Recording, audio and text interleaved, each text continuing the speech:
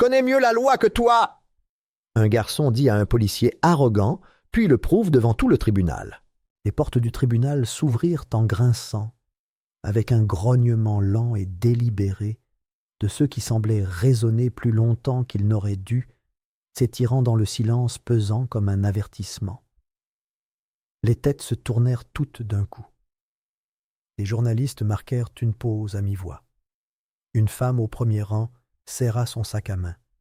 La température intérieure n'avait pas changé, mais il semblait plus froid. Jeremiah Banks, 17 ans, se tenait dans l'embrasure de la porte, rétroéclairé par la faible lumière du couloir du tribunal. Il était trop jeune pour être là, trop seul. Pourtant, il avançait avec une résolution tranquille qui déstabilisait même ceux qui ignoraient encore son nom. La veste de costume pendait amplement sur sa silhouette frêle, visiblement empruntée, peut-être à une boîte de dons d'une église ou transmise par quelqu'un qui n'en avait plus besoin.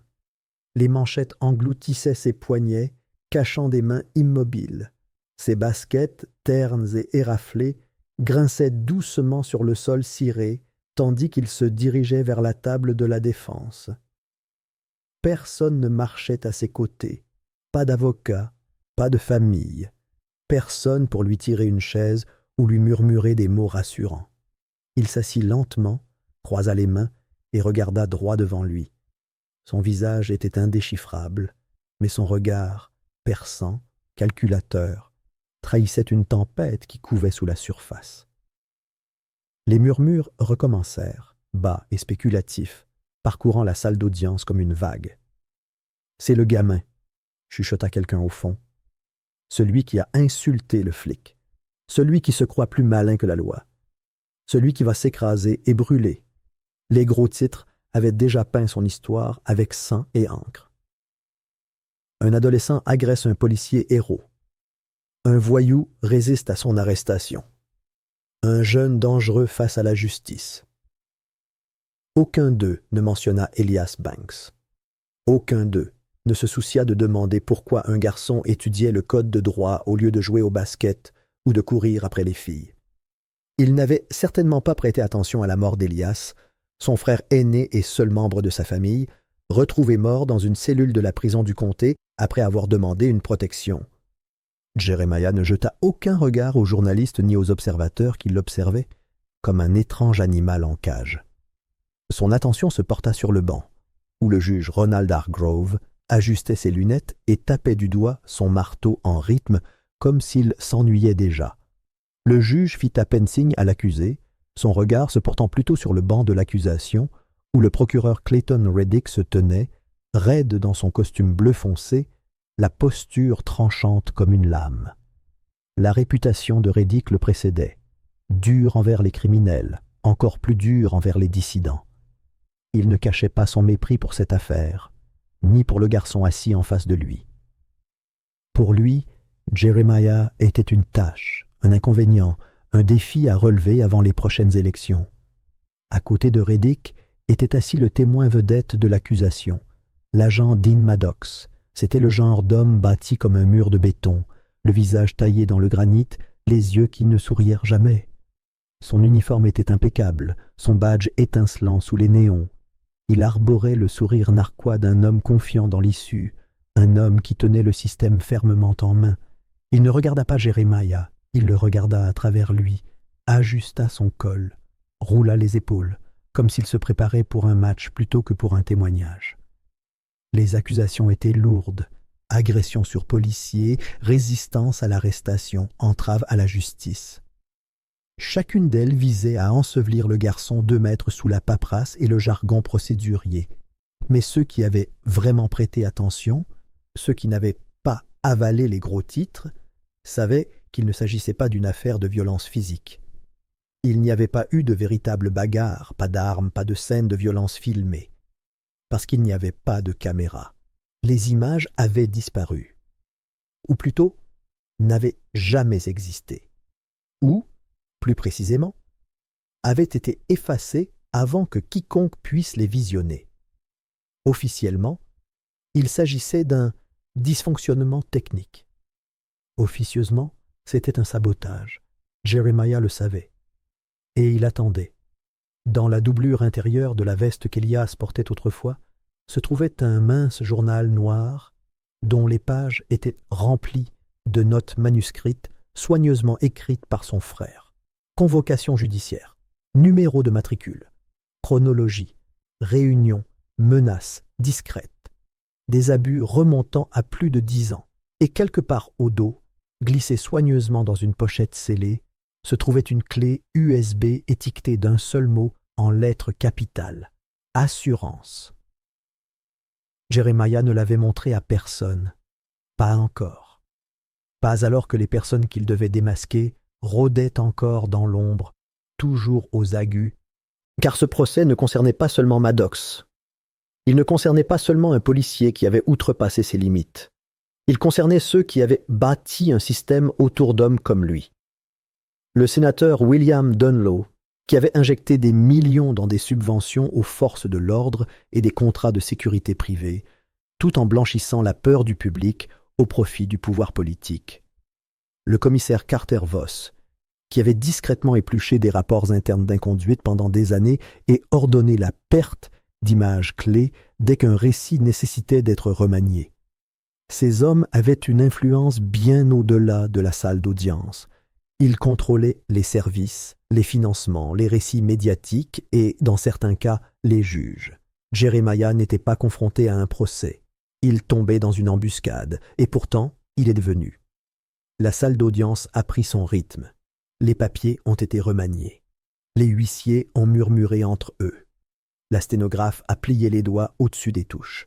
Le juge s'est éclairci la gorge et a ouvert l'audience. Mais Jeremiah n'a pas bronché. Ses yeux ne quittaient pas la table de l'accusation. Il fixait Maddox droit dans les yeux, sans ciller, l'observant. Un prédateur aurait pu prendre ce regard pour de la peur, un imbécile pour de la faiblesse. Mais Maddox, malgré son arrogance, s'agita légèrement sous le regard. Car au fond, même lui le sentait. Ce n'était plus le même garçon effrayé qu'ils avaient sorti du trottoir 2 semaines plus tôt. C'était autre chose, quelque chose de dangereux dans sa clarté, quelque chose de près. Dehors, la pelouse du palais de justice gonflait d'une résistance silencieuse. Un petit groupe de manifestants se tenait debout avec des pancartes faites à la main. « Justice pour Elias, on te voit Jeremiah. Ceci est plus grand qu'un seul garçon. » La police les maintenait derrière des barricades, mais leur présence était indéniable. Une pression montait de la rue jusqu'aux poutres du tribunal. À l'intérieur, Jeremiah ajusta son siège. Il croisa de nouveau les mains. Il expira par le nez. Pas de théâtralité. Pas de colère. Pas d'explosion. Il n'était pas là pour faire la comédie. Il était là pour révéler. Pour tenir un miroir face à un système fondé sur l'effacement. Il n'avait pas besoin d'un avocat pour défendre sa cause. Son frère lui avait déjà appris à manier la loi non seulement comme un bouclier, mais comme une arme.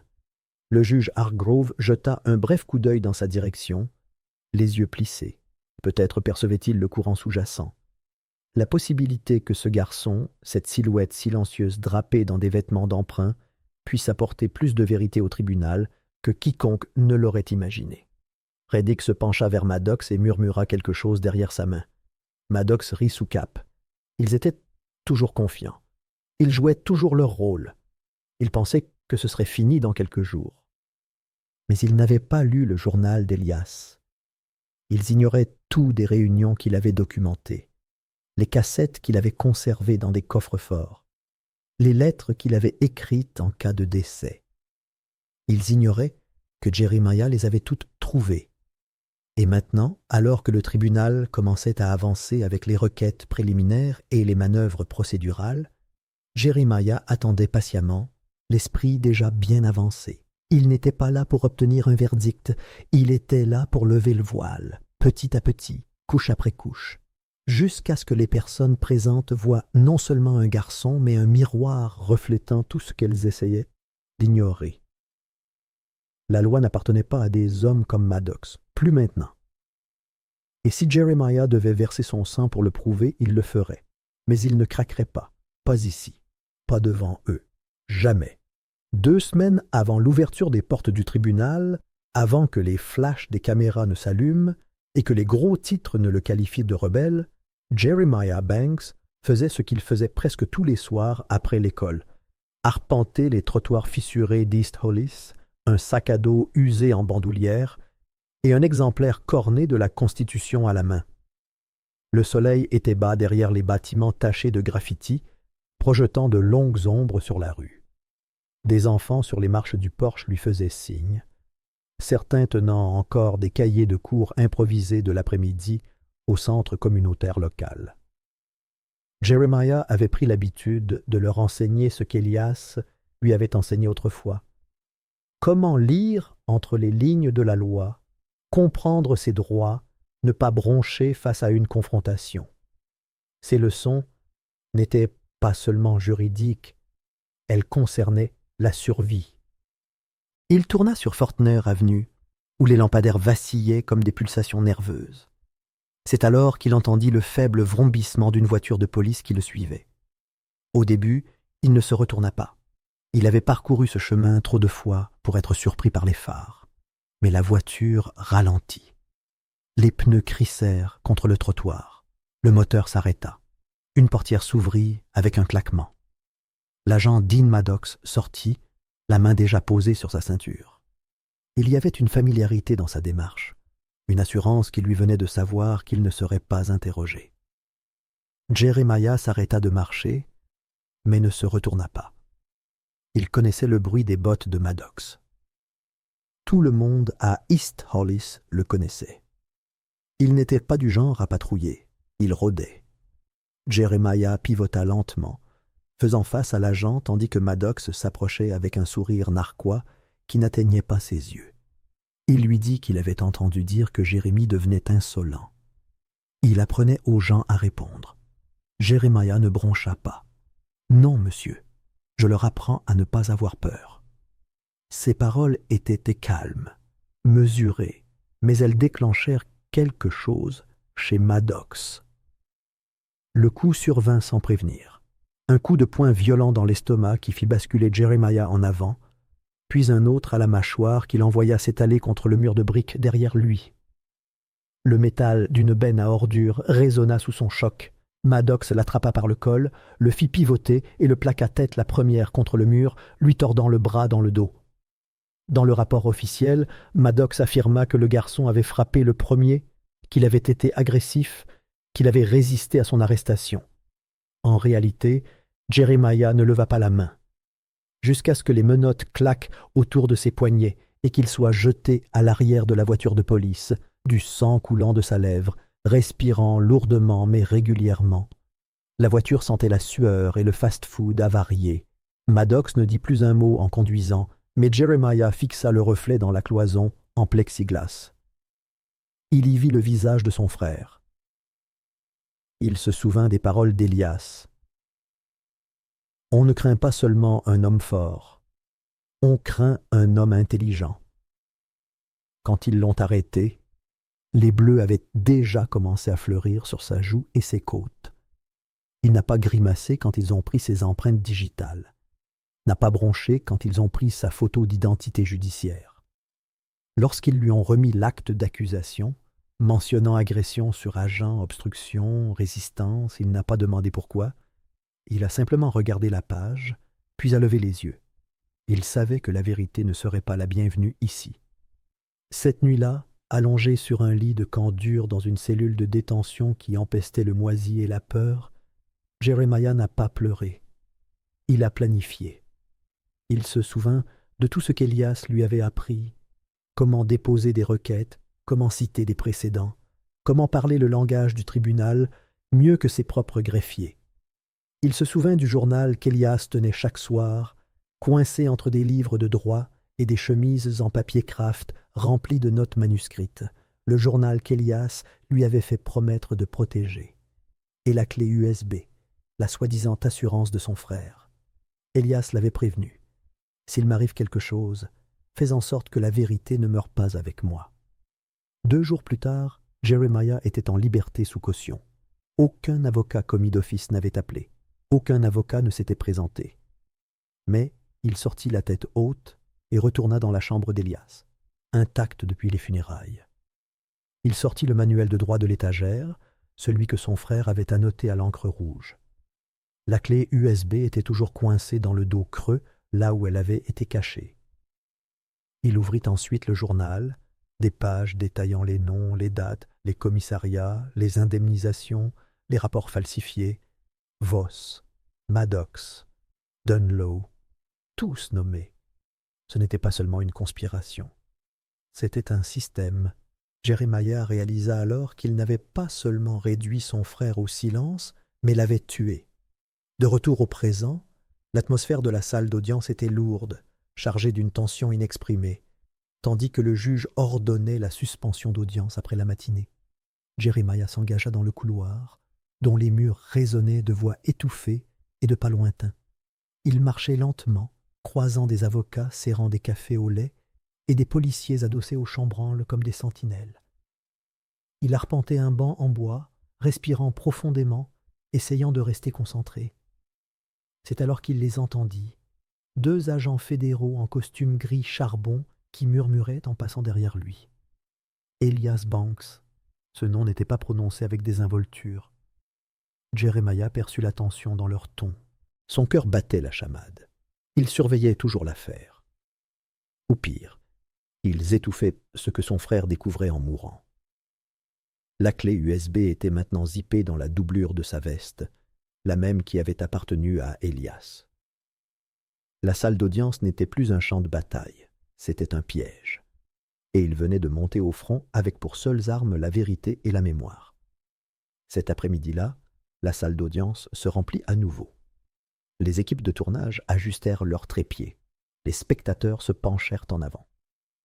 Le procureur Reddick reprit sa prestation, appelant l'agent Maddox à la barre. Maddox marchait avec l'assurance de quelqu'un déjà certain de sa victoire. Il leva la main droite, prêta serment et s'assit, une posture bien rodée. D'une voix calme et aguerrie, il raconta comment il avait craint pour sa sécurité lorsque Jeremiah se serait jeté sur lui, comment le garçon était agité, hostile. Il décrivit une scène de chaos qui n'eut jamais lieu. Il dépeignit Jeremiah comme une bombe à retardement. Reddick hocha la tête, jetant de temps à autre un regard inquiet vers le jury. C'était un scénario qu'ils avaient bien répété. Mais Jeremiah se leva. Il n'y eut aucun avertissement, aucun signal, juste le bruit d'une chaise qui raclait, et la voix calme et posée de sa voix qui résonna dans la salle d'audience. Il demanda à interroger directement l'agent. Hargrove, agacé, lui rappela qu'il n'était pas autorisé à exercer le droit. La voix de Jeremiah resta ferme. Il n'était peut-être pas autorisé à exercer le droit, mais il connaissait le droit mieux que la plupart des personnes présentes, mieux que le juge qui avait ignoré les anomalies des caméras piétons, mieux que le procureur qui avait entériné les accusations sans discussion pendant la nuit. Il sortit des papiers de son sac à dos, des photocopies de lois de l'État, marquées d'un signet jaune. Il brandit la clause détaillant les droits des citoyens lors des contrôles de police, l'obligation pour les agents de s'identifier, les règles régissant l'utilisation des caméras piétons. Puis il fit référence à la politique de contrôle interne, l'absence de dépôt de plainte après la disparition d'images constituant une infraction. Il se tourna vers Maddox, le regard fixe. « Vous n'avez pas déposé cette plainte, n'est-ce pas? Parce que les images n'ont pas simplement disparu. Elles ont été supprimées. » Sur ordre du commissaire Voss. La salle d'audience s'est mise à chuchoter. Les téléphones ont vibré. Les journalistes se sont penchés. Reddick s'est levé, exigeant le silence. Le juge a claqué son marteau. Mais l'énergie avait changé. Le silence qui a suivi n'était pas une soumission, c'était l'inspiration avant la tempête. La salle comprenait maintenant quelque chose qu'elle n'avait pas compris auparavant. Ce garçon n'était pas là pour survivre au système. Il était là pour le démanteler. Maddox cligna des yeux, momentanément secoué. Pour la première fois, son sang-froid s'est brisé. Et Jeremiah ne sourit pas. Il ne jubilait pas. Il s'est simplement rassis, son journal toujours fermé, sa clé USB toujours intacte. Il n'avait même pas commencé. Dehors, les chants des manifestants atteignirent une nouvelle intensité. À l'intérieur, Jeremiah regardait droit devant lui, le poids de la voix d'Elias résonnant encore dans son esprit, pas seulement forte, intelligente. Le procès n'était plus seulement un combat pour sa liberté. C'était un combat pour chaque voix que le système avait réduite au silence. Et cette fois, le monde l'écoutait enfin. Le lendemain matin, le palais de justice vibrait d'une tension qui épaississait l'air comme un brouillard. Des fourgonnettes de toutes les grandes chaînes de télévision bordèrent le périmètre, les journalistes serrant leurs micros et leurs tasses à café, tandis que les manifestants inondèrent les trottoirs de pancartes portant le nom de Jeremiah en gras. Quelque part, au milieu de la foule, un homme cria que le système avait enfin trouvé son égal.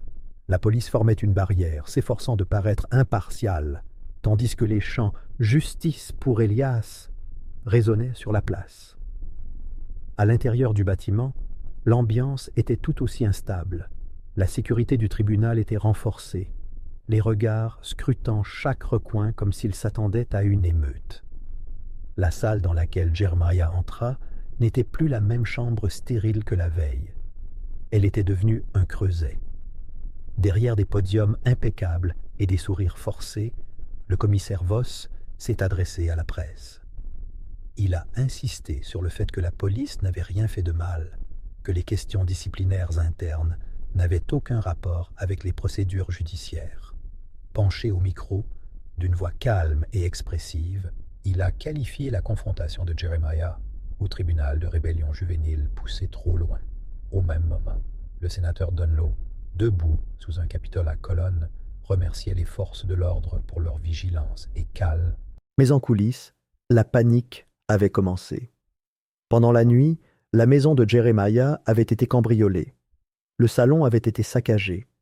La fenêtre arrière avait volé en éclats. Plus important encore, le journal d'Elias, celui que Jeremiah protégeait depuis la nuit de la mort de son frère, avait disparu. Pas d'empreinte digitale, pas d'appareil photo, juste une étagère vide et quelques pages déchirées. Mais ce que personne ne réalisait, c'est que Jeremiah l'avait lu tant de fois que les noms, les dates et les codes secrets étaient devenus une seconde langue pour lui. Il ne pouvait effacer ce qui était déjà gravé dans sa mémoire. Il arriva au tribunal ce jour-là sans colère visible, sans hâte. Son costume trop grand était toujours pendu à sa silhouette élancée, mais il se tenait plus droit. Il demanda à déposer une requête pour présenter des preuves extérieures, d'un ton respectueux et précis. Il mentionna le journal volé et son contenu. La salle d'audience s'arrêta, le souffle coupé. Le juge Hargrove se pencha en avant, plissant légèrement les yeux, comme si cette requête était plus une nuisance qu'une simple requête. Il la rejeta d'un coup de marteau avec une justification creuse. Motif insuffisant et source invérifiable. Jeremiah ne broncha pas.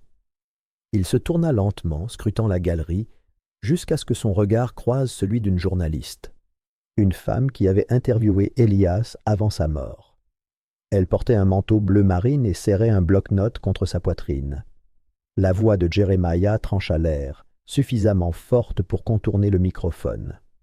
Il déclara que le journal avait été volé, que quelqu'un s'était introduit chez lui pour enterrer les preuves. Mais il n'était pas venu implorer la clémence. Il était venu dire la vérité à voix haute. Il affirma se souvenir de chaque nom qu'Elias avait écrit. Et puis il commença.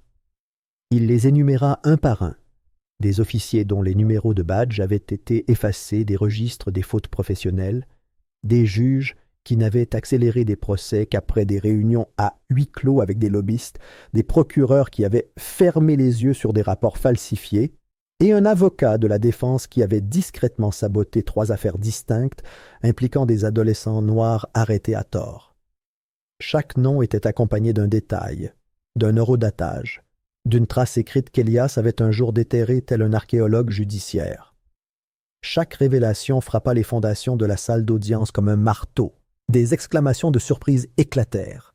Les murmures se transformèrent en murmures, les murmures en cris. Les journalistes griffonnèrent frénétiquement. Les membres du tribunal échangèrent des regards désespérés.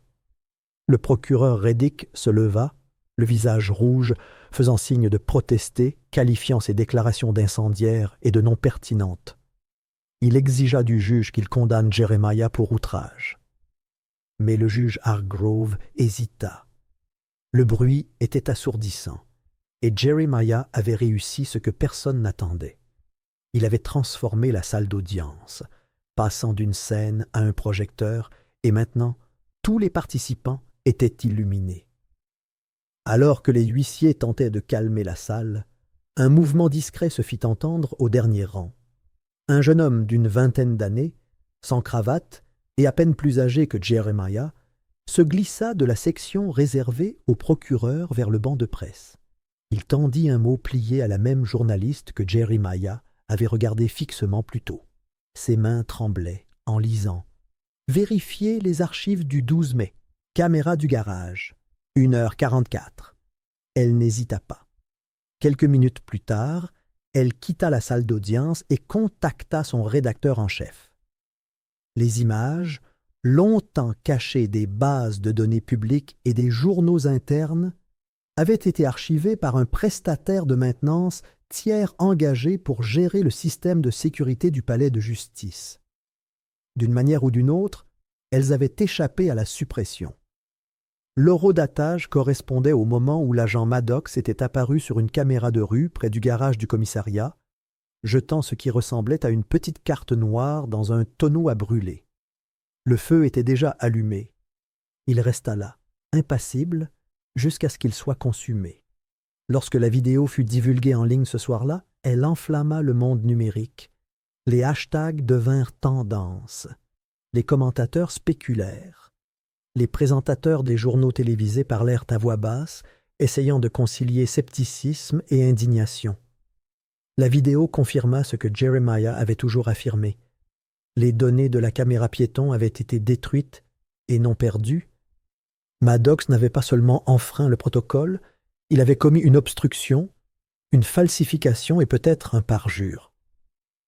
En quelques heures, la tension qui régnait auparavant au tribunal s'effondra sous le poids de sa propre hypocrisie. Reddick annula ses 3 prochaines, car ce procès ne concernait pas seulement Maddox. Il ne concernait pas seulement un policier qui avait outrepassé ses limites. Il concernait ceux qui avaient bâti un système autour d'hommes comme lui.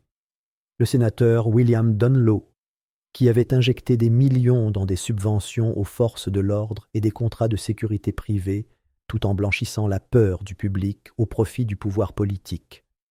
Le commissaire Carter Voss, qui avait discrètement épluché des rapports internes d'inconduite pendant des années et ordonné la perte d'images clés dès qu'un récit nécessitait d'être remanié. Ces hommes avaient une influence bien au-delà de la salle d'audience. Ils contrôlaient les services, les financements, les récits médiatiques et, dans certains cas, les juges. Jeremiah n'était pas confronté à un procès. Il tombait dans une embuscade. Et pourtant, il est venu. La salle d'audience a pris son rythme. Les papiers ont été remaniés. Les huissiers ont murmuré entre eux. La sténographe a plié les doigts au-dessus des touches. Le juge s'est éclairci la gorge et a ouvert l'audience. Mais Jeremiah n'a pas bronché. Ses yeux ne quittaient pas la table de l'accusation. Il fixait Maddox droit dans les yeux sans ciller, l'observant. Un prédateur aurait pu prendre ce regard pour de la peur, un imbécile pour de la faiblesse. Mais Maddox, malgré son arrogance, s'agita légèrement sous le regard. Car au fond, même lui le sentait. Ce n'était plus le même garçon effrayé qu'ils avaient sorti du trottoir 2 semaines plus tôt. C'était autre chose, quelque chose de dangereux dans sa clarté, quelque chose de près. Dehors, la pelouse du palais de justice gonflait d'une résistance silencieuse. Un petit groupe de manifestants se tenait debout avec des pancartes faites à la main. « Justice pour Elias, on te voit, Jeremiah. Ceci est plus grand qu'un seul garçon. » La police les maintenait derrière des barricades, mais leur présence était indéniable. Une pression montait de la rue jusqu'aux poutres du tribunal. À l'intérieur, Jeremiah ajusta son siège. Il croisa de nouveau les mains. Il expira par le nez. Pas de théâtralité. Pas de colère, pas d'explosion. Il n'était pas là pour faire la comédie. Il était là pour révéler. pour tenir un miroir face à un système fondé sur l'effacement. Il n'avait pas besoin d'un avocat pour défendre sa cause. Son frère lui avait déjà appris à manier la loi non seulement comme un bouclier, mais comme une arme. Le juge Hargrove jeta un bref coup d'œil dans sa direction, les yeux plissés. Peut-être percevait-il le courant sous-jacent. La possibilité que ce garçon, cette silhouette silencieuse drapée dans des vêtements d'emprunt, puisse apporter plus de vérité au tribunal que quiconque ne l'aurait imaginé. Reddick se pencha vers Maddox et murmura quelque chose derrière sa main. Maddox rit sous cape. Ils étaient toujours confiants. Ils jouaient toujours leur rôle. Ils pensaient que ce serait fini dans quelques jours. Mais ils n'avaient pas lu le journal d'Elias. Ils ignoraient tout des réunions qu'il avait documentées, les cassettes qu'il avait conservées dans des coffres forts, les lettres qu'il avait écrites en cas de décès. Ils ignoraient que Jeremiah les avait toutes trouvées. Et maintenant, alors que le tribunal commençait à avancer avec les requêtes préliminaires et les manœuvres procédurales, Jeremiah attendait patiemment, l'esprit déjà bien avancé. Il n'était pas là pour obtenir un verdict, il était là pour lever le voile, petit à petit, couche après couche, jusqu'à ce que les personnes présentes voient non seulement un garçon, mais un miroir reflétant tout ce qu'elles essayaient d'ignorer. La loi n'appartenait pas à des hommes comme Maddox, plus maintenant. Et si Jeremiah devait verser son sang pour le prouver, il le ferait. Mais il ne craquerait pas ici, pas devant eux, jamais. 2 semaines avant l'ouverture des portes du tribunal, avant que les flashs des caméras ne s'allument et que les gros titres ne le qualifient de rebelle, Jeremiah Banks faisait ce qu'il faisait presque tous les soirs après l'école, arpenter les trottoirs fissurés d'East Hollis, un sac à dos usé en bandoulière et un exemplaire corné de la Constitution à la main. Le soleil était bas derrière les bâtiments tachés de graffitis, projetant de longues ombres sur la rue. Des enfants sur les marches du porche lui faisaient signe, certains tenant encore des cahiers de cours improvisés de l'après-midi au centre communautaire local. Jeremiah avait pris l'habitude de leur enseigner ce qu'Elias lui avait enseigné autrefois, comment lire entre les lignes de la loi, comprendre ses droits, ne pas broncher face à une confrontation.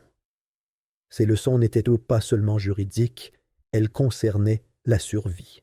De retour dans la salle d'audience, Jeremiah resta assis en silence, tandis que la galerie s'enflammait d'une énergie nouvelle. Plus qu'un simple accusé, il était devenu quelque chose de plus dangereux pour l'establishment. Une voix trop forte pour être couverte, trop informée pour être discréditée. Ses paroles avaient ouvert une brèche dans le mur de silence érigé par le pouvoir, et personne dans ce bâtiment ne pouvait prétendre qu'il n'avait pas commencé à s'effondrer. Pourtant, Jérémie savait que ce n'était pas la fin, c'était un changement, un basculement de l'équilibre. Ils allaient tenter de nouvelles pistes, trouver de nouveaux pions. Mais ils n'étaient plus seuls. La salle d'audience n'appartenait plus à son marteau, ni à ses robes. Elle appartenait à la vérité. Et la vérité s'était enfin levée et avait parlé. La salle d'audience semblait plus froide le dernier matin, malgré le soleil qui brillait avec défiance à travers les vitraux au-dessus du banc du juge. Chaque siège de la galerie était occupé, non seulement par des curieux, mais aussi par des juristes, des militants des droits civiques et des journalistes venus de tout le pays. Un léger bourdonnement d'anticipation flottait dans l'air. L'effervescence ne concernait pas seulement le verdict, mais la question de savoir si un adolescent de 17 ans venait de faire trembler les piliers du système, même censé l'écraser. Jeremiah Banks était assis tranquillement à la table des accusés, les mains jointes sur un manuel de droit usé par les intempéries. Il portait le même costume trop grand, même s'il lui tombait différemment, moins comme un costume emprunté que comme une armure éprouvée au combat. Le juge Hargrove arriva en retard, la robe froissée, le visage visiblement marqué par un malaise.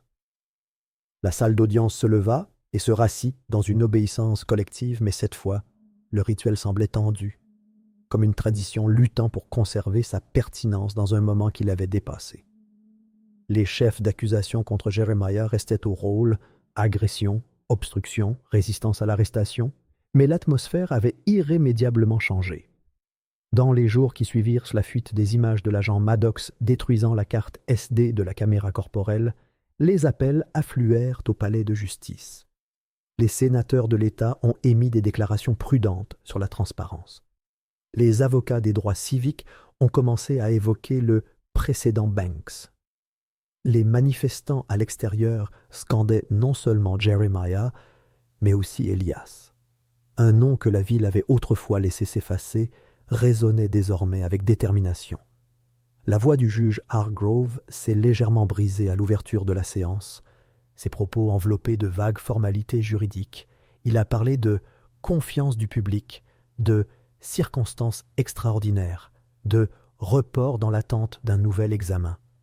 Mais les mots entendus par les gens, les mots que Jeremiah a entendus, étaient plus clairs. Le système avait lâché. L'agent Maddox était remarquablement absent.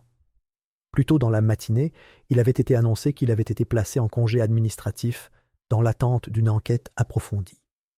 Une déclaration brève mais maladroite du commissaire Carter Voss avait suivi, affirmant qu'un audit interne des procédures de preuve numériques était en cours. Pourtant, les initiés connaissèrent la vérité. Des dizaines d'agents avaient discrètement signé une pétition refusant de se présenter aux côtés de Maddox au tribunal. Ce qui était autrefois une fraternité était devenu la peur d'être exposé. Le procureur Reddick, autrefois si sûr de lui, était désormais assis 2 rangées derrière le bureau de l'accusation, sa chaise légèrement reculée, comme s'il essayait de rester présent sans vraiment participer. Il avait refusé tout commentaire auprès de tous les médias et n'avait pas prononcé un mot au tribunal depuis la récitation publique des noms et des crimes par Jeremiah. Son apparence polie était intacte, mais son regard avait perdu son éclat. Chacun pouvait voir l'écriture sur le mur. Sa carrière politique avait rendu son dernier souffle au moment où les images du garage avaient fait surface. Lorsque le juge a finalement déclaré les charges abandonnées pour préserver la confiance du public, la salle d'audience n'a pas éclaté. Elle a respiré. Une respiration aiguë et collective a brisé le silence comme un coup de tonnerre, suivi d'un silence respectueux. Il n'y a eu ni acclamation, ni larmes, juste la reconnaissance solennelle que quelque chose d'irréversible s'était produit. Jeremiah ne sourit pas. Il ne serra la main de personne. Il se contenta d'un hochement de tête, lent et assuré, puis se leva de son siège avec une résolution silencieuse. Le manuel de droit restait sous le bras, mais il était maintenant rejoint par une transcription fraîchement imprimée du procès. Chaque mot prononcé, chaque mensonge proféré, chaque vérité exposée, consignée au proc. Il n'a pas vaincu le système, dit-il catégoriquement. Il a prouvé qu'il craint la vérité. Cet extrait serait diffusé pendant des semaines à la télévision et sur les réseaux sociaux. Mais même s'il était devenu populaire, l'expression de Jeremiah, à ce moment-là, impassible, le regard fixé sur l'avenir, laissait entendre qu'il avait l'esprit ailleurs. La vérité avait fait sa première brèche. Mais la justice? C'était une guerre plus longue. Pendant ce temps, loin au-dessus de la ville, dans un immeuble de bureau où la lumière du soleil ne touchait que les vitres teintées, le sénateur William Dunlow hurlait dans un téléphone. Le consultant à l'autre bout du fil tenta de lui assurer que l'histoire s'estomperait, mais Dunlow avait vécu assez longtemps pour reconnaître l'élan qu'il avait en le voyant. Quelque part, un directeur de campagne démissionnait discrètement. Ailleurs, un comité d'action politique, PAC, retirait son financement. Le commissaire Carter Voss reçut une notification par courriel qui semblait anodine à première vue, une demande de départ à la retraite signée non pas par lui, mais par le bureau du gouverneur en son nom, avec effet immédiat. Lorsqu'il sortit en trombe de son bureau, il le trouva déjà vide, la plaque signalétique arrachée de sa porte. La boîte mail du procureur Reddick débordait d'invitations à des conférences de la part des chaînes d'information câblées cherchant à capitaliser sur le scandale, mais aucune d'entre elles ne proposait de paiement. Ce soir-là, il était assis seul dans son bureau, les yeux rivés sur les murs blancs, les lumières vacillantes. Un homme autrefois sûr de lui dans l'exercice de la loi se retrouvait désormais victime de sa plus ironique épreuve. Et Jeremiah Banks, le garçon sans avocat, sans soutien et sans garantie, descendit les marches du palais de justice sans destination précise. Son visage restait indéchiffrable, mais son regard restait vif. Le manuel de droit et le relevé de notes pesaient lourd dans ses bras, non pas comme des fardeaux, mais comme des armes. Le monde s'attendait à des feux d'artifice, mais Jeremiah savait qu'il n'en était rien. Les victoires les plus éclatantes sont souvent les plus silencieuses. Il tourna au coin d'une rue et disparut dans la ville, non pas englouti par elle, mais absorbé. Quelque part, une fresque avait déjà commencé, sa silhouette sur fond de salle d'audience et de pages peintes de bleu profond et de rouge provocateur. Mais Jeremiah se fichait des héritages. Ce qui comptait, c'était le prochain nom, la prochaine vérité, le prochain tribunal. Car la justice, lui avait dit un jour Elias, ne vient pas avec un marteau. Elle vient avec le souvenir. Et Jeremiah Banks se souvenait de tout.